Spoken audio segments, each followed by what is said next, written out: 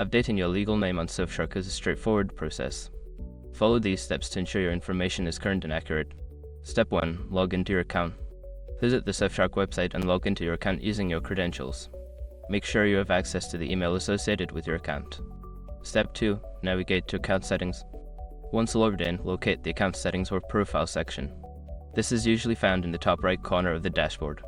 Step 3. Select Name Change option. Make sure your information is protected first. Most people don't think about breaches until something actually happens to their accounts.